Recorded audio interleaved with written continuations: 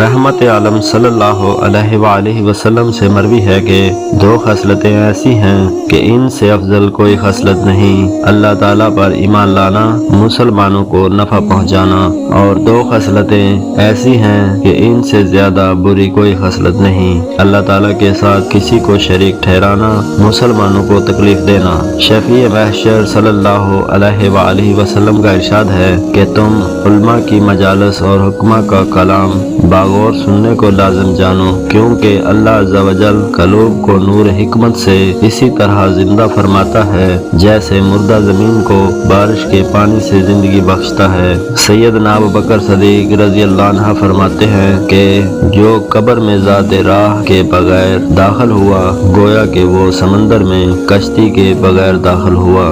حضرت عمر فاروق رضی اللہ عنہ سے مروی ہے، آپ نے ارشاد فرمایا: دنیا کی عزت مال اور آخرت کی نیک اعمال کی وجہ سے ہے۔ حضرت عثمان غنی رضی اللہ عنہ فرماتے ہیں کہ دنیا کی فکر دل میں اندھیرا جبکہ آخرت کی فکر روشنی و نور پیدا کرتی ہے۔ حضرت علی رضی اللہ عنہ فرمایا کرتے تھے: جو شخص علم کا طالب بنے جنت اس کی طالب ہوتی ہے، اور جو اللہ تعالیٰ کی نافرمانی میں مشغول رہے جہنم اس کی تلاش میں رہتی ہے۔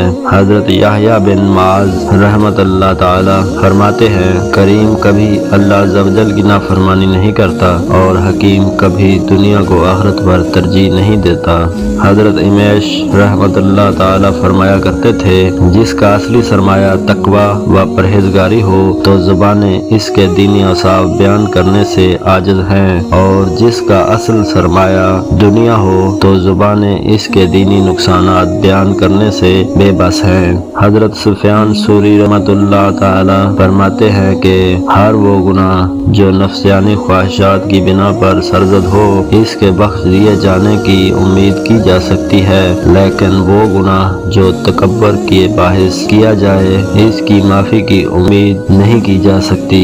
کسی زاہد کا قول ہے کہ جو ہنستے ہوئے یعنی بے خوفی کے ساتھ گناہ کرے تو اللہ تعالیٰ اسے اس حال میں جہنم میں ڈالے گا کہ وہ رو رہا ہوگا، اور جو روتے ہوئے یعنی اللہ تعالیٰ کے خوف و وحشت کے ساتھ نیکی کرے تو اللہ تعالیٰ اسے اس حال میں داخل فرمائے گا کہ وہ ہنس رہا ہوگا۔ کسی حکیم کا قول ہے کہ صغیرہ گناہوں کو حقیر تصور نہ کرو کیونکہ ان سے کبیرہ گناہ پیدا ہوتے ہیں۔ رحمت عالم صلی اللہ علیہ وآلہ وسلم سے منقول ہے کہ تکرار کی بنا پر صغیرہ گناہ صغیرہ نہیں رہتا بلکہ کبیرہ بن جاتا ہے، اور استغفار کی بنا پر کبیرہ گناہ کبیرہ نہیں رہتا بلکہ معاف کر دیا جاتا ہے۔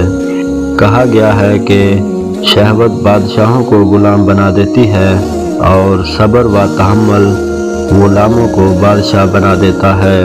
کہتے ہیں کہ جس نے گناہوں کو ترک کیا اس کا دل نرم ہو گیا، اور جس نے حرام کو چھوڑا اور حلال کھایا اس کی فکر پاکیزہ ہو گئی۔